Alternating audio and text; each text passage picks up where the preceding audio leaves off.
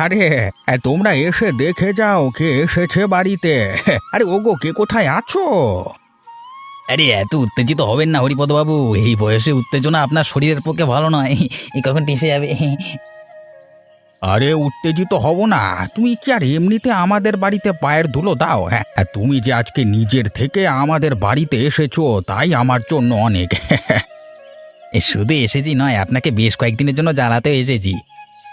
আহা, এরকম ভাবে বলছো কেন? হ্যাঁ, জ্বালাতে কেন আসবে তুমি আমাকে? তুমি এসেছো, এই তো আমার পরম সৌভাগ্যের ব্যাপার। আমি ভাবলাম কদিন আপনার এখানে অতিথি হয়ে যাই। আসলে আপনাকে অনেকদিন না দেখে বড় মন কেমন করছিল।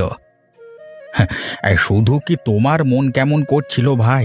আমি নিজেই কি স্থির থাকতে পারছিলাম? কতবার যে তোমার কথা বলেছি বাড়ির লোকেদের। তা কেমন আছো বলো ভাই তুমি? আমার তো দিন কেটে যাচ্ছে আপনাদের আশীর্বাদে। তবে এই বয়সে আপনারা সবাই কেমন আছেন বলুন? সবাই ভালো আছে। বুড়িমা ভালো আছে তো? এই বয়সে তার যেমন থাকা উচিত তেমনই আছে। তা কোথায় বুড়িমাকে তো দেখতে পাচ্ছি না। সেটাই তো ভাবছি, এত চেঁচামেচি করলাম তাও তো কেউ ঘর থেকে বের হলো না। ঠিক আছে, তুমি ভেতরে এসে হাত মুখ ধুয়ে একটু পরিষ্কার হয়ে নাও, সবাইকে দেখতে পাবে। ঠিক বলেছেন, এসেই যখন গেছি তখন তো দেখতেই পাবো, তাই না? এই দেখো, এতক্ষণে তোমরা বের হলে। বলি, ছেলেটা কতক্ষণ ধরে বাইরে দাঁড়িয়ে আছে। আর দেখে তোমরা এরকম অবাক হবে জানতাম। আমি নিজেই কি আর কম অবাক হয়েছি গো। প্রথমবার দেখে ওকে, মানে সহজে তো আসে না আমাদের এদিকে।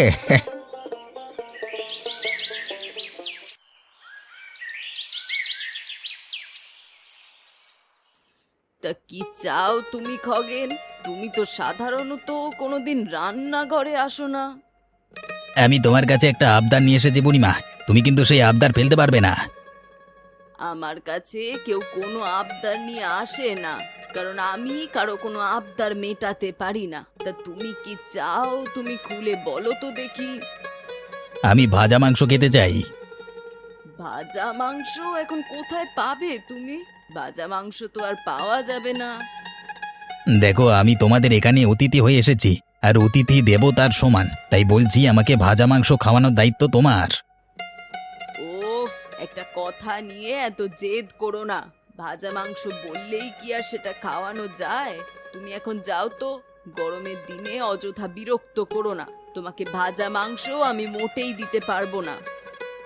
দেখো, আমি যখন যাকে যেটা চেয়েছি তখন কিন্তু সেটাই পেয়েছি আর কি। আমি ভাজা মাংস খাবোই।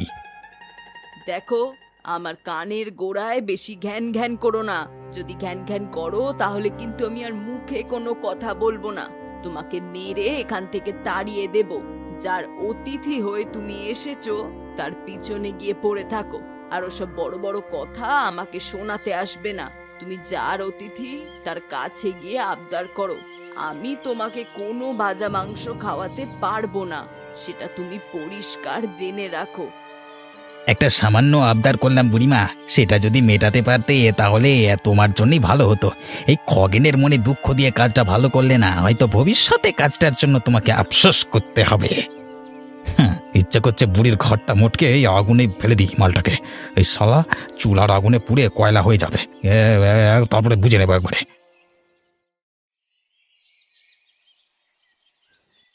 বাবু, আপনার কৃপাতে এই গ্রাম যে কত উন্নতির মুখ দেখেছে কি আর বলবো। আপনার আশীর্বাদ না থাকলে কি আর আমি বেঁচে থাকতে পারতাম, মানে আমরা। তা হঠাৎ করে তুমি বেশ ভালো মানুষ হয়ে উঠেছো দেখছি। এই পরিস্থিতি আমাকে বদলে দিয়েছে অবিনাশবাবু।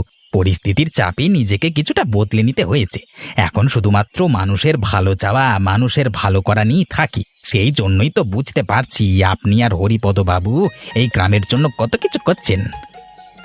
আমি বা আমরা যেটা করেছি সেটা আমাদের কর্তব্যের মধ্যে পড়ে খগেন। আমার জায়গায় অন্য কেউ থাকলে সেটাই করতো। এখানেই তো আপনি অন্যদের থেকে মহান। আপনি কখনো নিজেকে বড় করে দেখান না। আমার কথা ছাড়ো, তবে তোমাকে দেখে আমার বেশ খুশি লাগছে। আর তোমাকে দেখে আমার মনটা ভালো হয়ে গেছে খগেন। তুমি যে এত ভালো হয়ে যাবে, মানুষের এত ভালো চাইবে, মানুষের ভালো গুণ তোমার চোখে পড়বে, আমি কোনোদিন ভাবিনি সত্যি করে। আজকে তোমাকে দেখে আমার নিজের চোখ খুলে গেছে। কি যে বলছেন বাবু! আর সত্যি বলছি, আমি কোনো দিন বিশ্বাস করতাম না যদি না তোমাকে দেখতাম যে একজন সাধারণ মানুষও কিভাবে এত ভালো হয়ে উঠতে পারে। আমাদের সাধারণ মানুষের মধ্যে সাধারণত হিংসে অহংকার জিনিসগুলো থাকে, কিন্তু তোমার মধ্যে সেগুলো যে একদম নেই সেটা দেখে আমার খুব আনন্দ হচ্ছে। যদি আমার উপরে এতটাই খুশি হয়ে থাকেন বাবু, একটা কথা জিজ্ঞেস করবার ছিল আপনাকে। কি কথা জিজ্ঞেস করবার ছিল বলতো খগেন? এই গ্রামে আজকাল জমি জমার কেমন অবস্থা সেটাই জানবার ছিল। আসলে অনেক দিন তো ভেসে ভেসে বেড়ালাম, তাই ভাবছি যে এই গ্রামেই যদি একটা জমি নিয়ে আপনার ওই হরিপদ বাবুর মতো ভালো মানুষদের মধ্যে থাকতে পারি, জীবনটা আমার শুধরে যাবে। সে তুমি চিন্তা করো না, তোমার জমির দরকার হলে তুমি আমাকে বলো, আমি সব ব্যবস্থা করে দেব, তোমাকে অত মাথা ঘামাতে হবে না। ধন্যবাদ বাবু, ধন্যবাদ। এই তোমার সাথে কিছু কথা ছিল ভাই। আমার সাথে কি কথা বলো? জানি তো, কিছুদিনের জন্য তোমার পরিবারের অতিথি হয়ে এসেছি এবং ওই হরিপদ বাবু আমাকে খুব যত্নের সঙ্গে গ্রহণ করেছেন, তাই ভাবছিলাম তোমাকে কয়েকটা কথা বলি। আরে বাবা, তুমি আমাকে যে কিছু কথা বলবে সেটা আমার ভাগ্য ভালো। হয় তোমাকে অবিনাশবাবু এবং হরিপদবাবু কত ভালোবাসেন, কি বলবে তুমি নিশ্চিন্ত হয়ে বলো। এই বলছিলাম, তুমি এত কষ্ট করে থাকো কেন?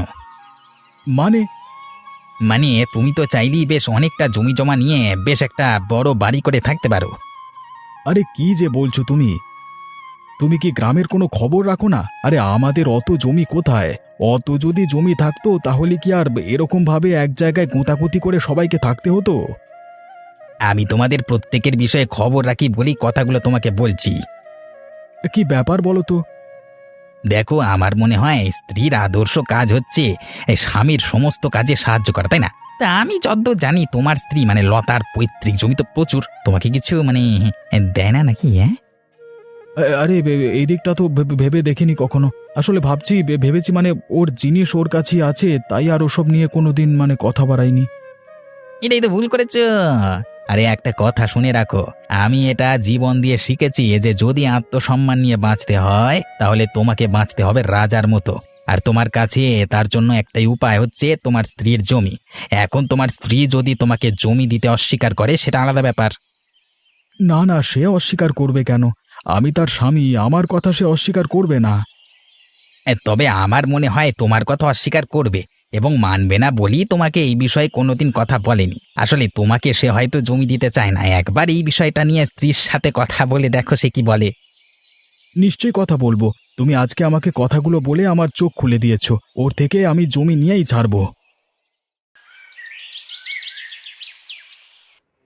এই লতা, তোমার সাথে আমার কিছু কথা আছে এক্ষুনি। কি হলো তোমার?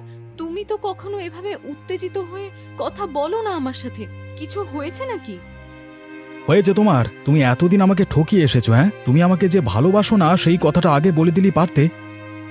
আরে তোমাকে কি ভর সন্ধেবেলায় ভূতে পেলো নাকি? এত দিন সংসার করার পর তোমার হঠাৎ কেন মনে হচ্ছে যে আমি তোমাকে ভালোবাসি না? যদি সত্যি আমাকে ভালোবাসতে তাহলে এইভাবে আমাকে ফেলে রাখতে না। আমাদের একটা বড় জমি জায়গা হতো, একটা বড় বাড়ি হতো। আমি তোমাকে এরকম ভাবে ফেলে রেখেছি? তো তোমার এই অনেক জমি জায়গা বাড়ির পথে আমি বুঝি বাধা হয়ে দাঁড়াচ্ছি? হ্যাঁ, দাঁড়াচ্ছ। সেই জিনিসটা এখনো তোমার চোখে পড়ছে না কেন? তোমার পৈতৃক জমি নেই, বিঘা বিঘা, সেই জমি নিজের নামে করে এখন চুপচাপ বসে আছো। ওই জমিতে অধিকার শুধুমাত্র আমার, ওই জমি আমার চাই। এটা কি ধরনের কথা? ওটা আমার বাবার দেওয়া জমি, ওটাকে আমরা এভাবে কি করে নষ্ট করব? তাহলে তোমার বিষয় আমি ঠিক বুঝেছিলাম। আমি এতদিন ভেবে এসেছি যে তুমি আমাকে অন্ধের মতো ভালোবাসো আর ভরসা করো। এখন দেখলাম আমি ভুল। তোমার নামে লোকে যা বলে সেটাই সত্যি। তুমি আসলে একজন লোভী, লোভে অন্ধ মহিলা, যে তার স্বামীকেও সুখ স্বাচ্ছন্দ্য দিতে পারে না। কথাগুলো তুমি ভেবে বলছো তো? এখন শুধু বললাম, খুব তাড়াতাড়ি করে দেখাবো, তার জন্য প্রস্তুত থেকো তুমি। যাও যাও, তোমার মুরদ আমার জানা আছে। বড় এসেছে পরের কথা শুনে আমাকে কথা শোনাতে। তোমার মতো লোককে না আমার ভালো করেই জানা আছে।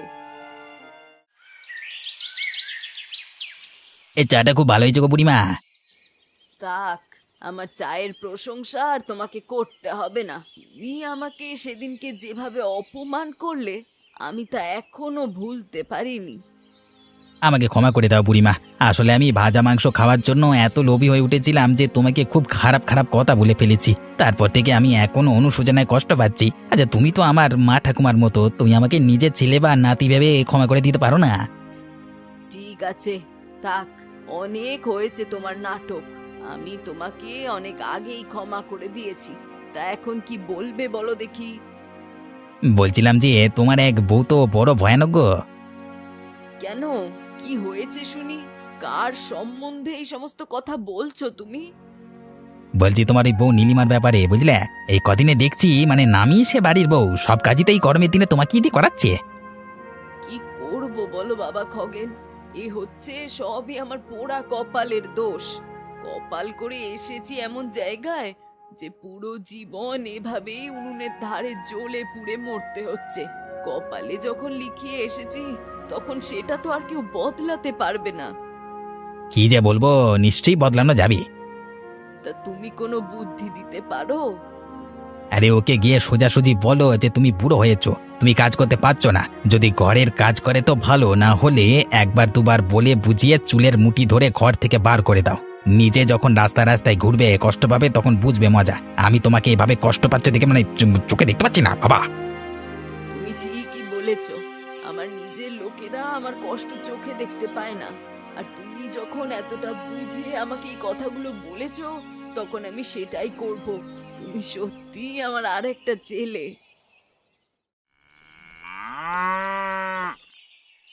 বলি, এই বাড়িতে কিছু মেয়ে মানুষ আছে যারা বয়স্ক মানুষের কষ্ট দেখে আনন্দ পায়। এত দিন সংসারে থেকে তারা চোখে দেখতে পায় না যে শাশুড়ি মা সারাটা দিন হেসেলের ধারে রান্না করে জ্বলে পুড়ে মরছে, আর নিজেদেরকে দেখো কবজি ডুবিয়ে খেয়ে বেড়াচ্ছে সারাদিন, অথচ একটু সাহায্য করার কোনো নাম নেই। কি হয়েছে মা, আপনি এরকম করে বলছেন কেন? বলছি আমার কপালকে। তোমাকে বললে তোমার কানে তো কোনো কথা ঢোকে না। তোমার কানে তো যত রাজ্যের প্রেম পীড়িতের ফষ্টি নষ্টির গল্প ঢুকে থাকে। এরকম কথা তো আপনি কখনো বলেন না, হঠাৎ করে এরকম বাজে বাজে কথা শুরু করলেন কেন? সারাটা দিন ওই গরম উনুনের সামনে বসে থাকলে তোমার মুখ দিয়েও দেখবে আর ফুল ঝরছে না। আমি যে এত দিন তোমাদের সেবা করে এসেছি সেটাতে তোমাদের ধন্য থাকা উচিত। এখন থেকে মনে রাখো, আমি কিন্তু আর রান্না করতে পারবো না। তুমি যদি রান্না করতে পারো তবে খাবে, আর না হলে এই বাড়ি থেকে একদম দূর হয়ে যাবে। শুনুন, আমি আপনার কোনো কথায় তোয়াক্কা করি না। আর ভুলে গেলেন নাকি এতদিন আপনাকে রান্নায় কে সাহায্য করতো? ও সব দুটো সবজি কেটে আর পিঠ দেখিয়ে চলে যাওয়াকে সাহায্য করা বলে না। আমি যেটা বলেছি আশা করি সেটা তোমার কানে গেছে। যদি কানে যায় তবে কাল থেকে রান্না করে নিজেও খাবে আর সবাইকে খাওয়াবে। আর না হলে এই বাড়ি থেকে আমি তোমাকে কুকুর বেড়ালের মতো ঘাড় ধাক্কা দিয়ে তাড়িয়ে দেব। আমি আপনাকে নিজের মায়ের মতো সম্মান করেছি এতদিন। আমি ভাবতে পারিনি কোনোদিন আপনার মুখ থেকে এরকম নোংরা নোংরা কথা বের হবে। তোমরাই সেটা করতে আমাকে বাধ্য করেছো। আজ আপনার প্রতি আমার সব সম্মান শেষ হয়ে গেছে। এখন থেকে আপনি আপনার মতো থাকবেন আর আমরা আমাদের মতো থাকবো। আমাদের মধ্যে আর কোনো সম্পর্ক থাকবে না। এই কথাটা আপনিও কান খুলে শুনে রাখুন।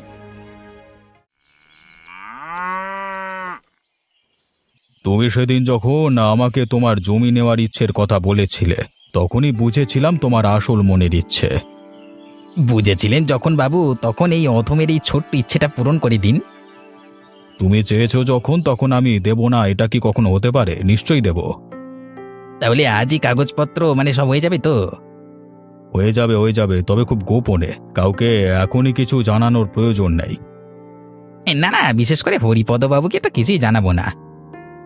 আরে এই তো একটা বুদ্ধিমানের মতো কথা বলেছ। আমি তোমাকে নিজের মনে করি বলি তো এটা করে দিচ্ছি।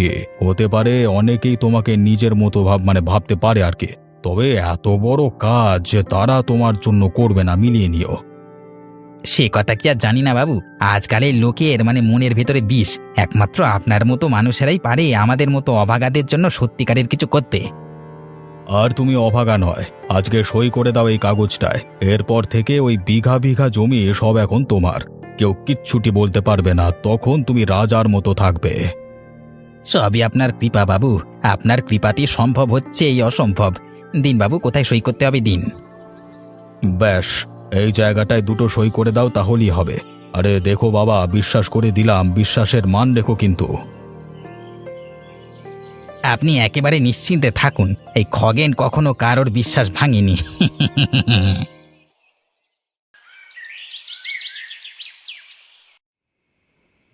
আরে বাবা, এই তো রান্না বান্নায় বিশাল আয়োজন দেখছি। তা হঠাৎ কি ব্যাপার হরিপদ বাবু? আমার পছন্দের খাবার বানিয়েছেন এত সব? তুমি আমার অতিথি খগেন। শুনলাম তোমার বুড়িমার কাছে যে তুমি তার কাছে নাকি গোপনে ভাজা মাংস খাওয়ার বায়না করেছো। তুমি বায়না করবে আর সেটাই বাড়িতে হবে না, তা কি কখনো হয়? তবে আপনার উপস্থিতিতে যা হয় তা অন্য কারোর উপস্থিতিতে সেভাবে পাই না। কি আর করবে বলো খগেন, এই বাড়ির সবাই এক এক রকম। আধুনিক ছেলে বউয়েরা জানি না কিভাবে অতিথির খাতির করতে হয়। হ্যাঁ ঠিক, আগেকার দিনের মতো মানুষ মানুষকে আদর আপ্যায়ন করতে ভুলে গেছে। সেই জন্যই আমার এদের পছন্দ হয় না ঠিক, মাঝে মাঝে ঝামেলা লেগেই থাকে। শুনুন, আপনার সাথে এরা ঝামেলা করে কোন সাহসে? এবারে আপনার কেউ কিচ্ছু বলে সোজা ঘাট ধাক্কা দিয়ে বের করে দেবেন, তারপর যা হয় আমি দেখে নেব। সেটাই মাঝে মাঝে মনে হয়, তাই করি। এবার বলো, তোমার ভাজা মাংস কেমন লাগছে? খুব ভালো। জানেন তো, এমনিতেই আমি ভাজা মাংস পাগল, তার উপরে এত সুন্দর মাংস যে মন একেবারে ভরে গেল। তাই সবার উপরে আপনি যে আমাকে এত আদর করে খাওয়াচ্ছেন, এর চেয়ে বড় পাওয়া আমার জীবনে আর নেই। তুমি আমার ছেলের মতো খগেন। তোমাকে মন ভরে খাওয়াতে পেরে সত্যি জীবনের সেরা আনন্দটা হচ্ছে। নিজেকে আজকে খুব গর্বিত মনে হচ্ছে। এইভাবেই জিতে যেতে হয়, নিজের অধিকার এইভাবেই ছিনিয়ে নিতে জানতে হয় জীবনে। আপনি জানেনও না হরিপদ বাবু, আমি আপনার টাকায় আপনার বাড়িতে বসে মাংস ভাজা গেলার পর মানে আনন্দে ডুবে আপনার পেছনে কত বড় বাঁশটা দিচ্ছি। এত বড় বাম্বু দেবো না, সারা জীবনে ব্যথা ভুলতে পারবে না বাবা। আর তাতেই আমার জিত। এই যে খগেন, তোমার ওপর আমার কিন্তু বড্ড সন্দেহ হচ্ছে। তুমি কি করেছো সত্যি করে বলো তো। কি করেছি? কি কি উল্টোপাল্টা বকছো তুমি? এক্ষুনি আমার হাতে তোমার ঘরে লোকানো একটা গোপন দলিল এসেছে। তুমি যখন মাংস চিবাচ্ছিলে আনন্দে, সেই সময় আমি তোমার ঘরে গিয়েছিলাম। তোমার ওপরে আমার প্রথম থেকেই সন্দেহ ছিল যে তুমি নিশ্চয়ই মিষ্টি মিষ্টি ব্যবহার করে এর আড়ালে খারাপ কিছুর পরিকল্পনা করছো। ভালো মানে বুড়ি, দলিলটা আমাকে দিয়ে দাও। দেখো, তুমি মূর্খ মানুষ, এসব দলিলের মানে বুঝবে না। তাই বলছি, বেশি কথা বাড়িও না, আমি পরে তোমাকে সব বুঝিয়ে বলবো। বুঝিয়ে আর কি বলবে তুমি? আর কি বা বলার আছে তোমার? তুমি কি এটাই বলবে যে অবিনাশ বাবুকে হাত করে তুমি আমাদের সব কিছু, আমাদের মানুষটার আড়ালে তার বিশ্বাসের সুযোগ নিয়ে নিজের নামে লিখিয়ে নিয়েছো? দেখো, তাতে তোমাদের কোনো অসুবিধা হবে না। প্রশ্নটা সুবিধা অসুবিধার নয়, প্রশ্নটা হলো বিশ্বাসের। তোমাকে যে নিজের মনে করে এত বিশ্বাস করলো, তাকে ক্ষতি করে সর্বশান্ত করতে তুমি একটুও ভাবলে না? এবার আমি তাকে বলবো যে সে কি কালসাপকে দুধ কলা দিয়ে পুষেছিল এতদিন। কাজটা কিন্তু ভালো হবে না বলে দিচ্ছি। আমি কথা দিচ্ছি যে তোমাদের কোনো অসুবিধা হবে না। তারপরেও কিন্তু আমার পেছনে লেগে আমার ক্ষতি করতে এসো না বুড়ি। তোমার ওই চোখ রাঙানিকে আমি মোটেই ভয় পাই না। তোমার নোংরা মুখোশ আমি টেনে খুলে দেব সকলের সামনে। ততটা সময় পাবে তুমি কিভাবে ভাবলে বুড়ি? তোমরা এখনো চেনোনি খগেনকে। খগেন মুখে ভালো হলেও ভেতরে কষায় চিয়াত, রে একেবারে হাড় বচ্চিয়াত। নিজের স্বার্থের জন্য সে সব কিছু করতে পারে। হ্যাঁ হ্যাঁ, আমি নিয়েছি তোদের সম্পত্তি, কি করবি তুই বল? কি করবি? করে নে, করে নে। কারণ করবার সময় নেই আর তোর হাতে নেই রে। এই নে, এই নে, এই নে, এই নে, এই নে, এই নে, মারলাম তোকে। আহ মাগো, মরে গেলাম। আহ বাঁচাও।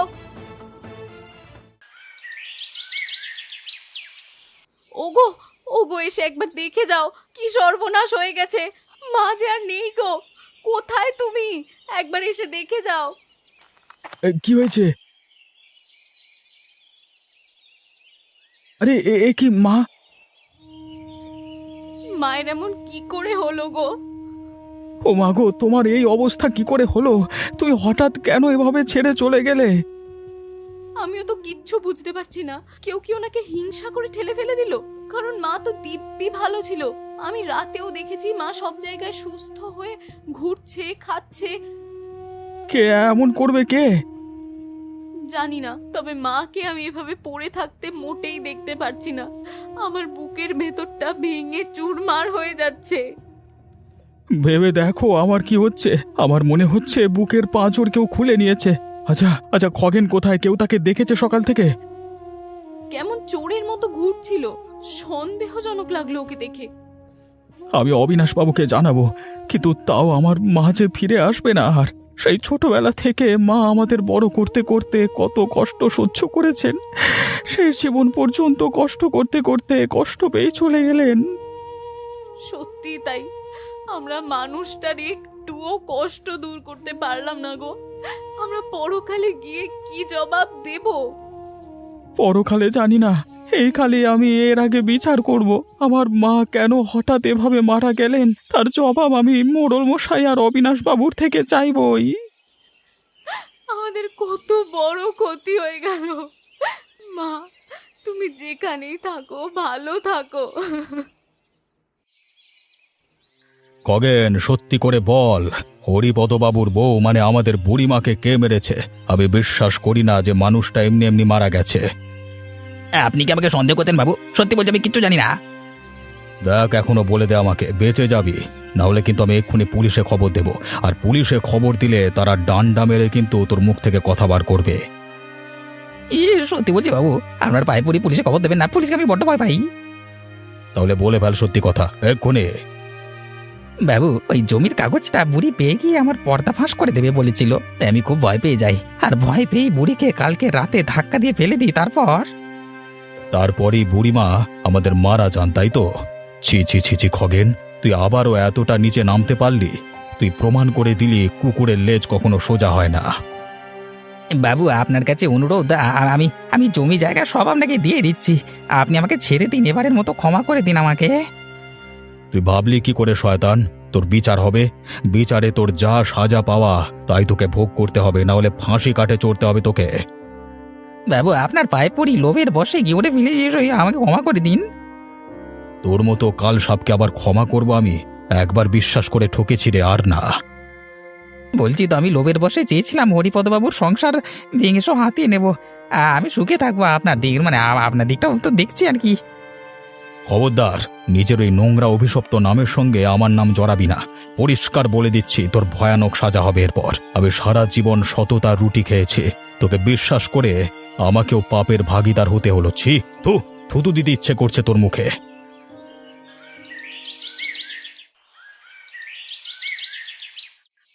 হরিপদবাবু, আপনার কষ্ট হবে আমি জানি, তাও জানাতে বাধ্য হচ্ছি যে আপনি দুধ কলা দিয়ে এতদিন কালসাপ পুষেছেন, আর সেই কালসাপই আপনার স্ত্রীকে খুন করেছে।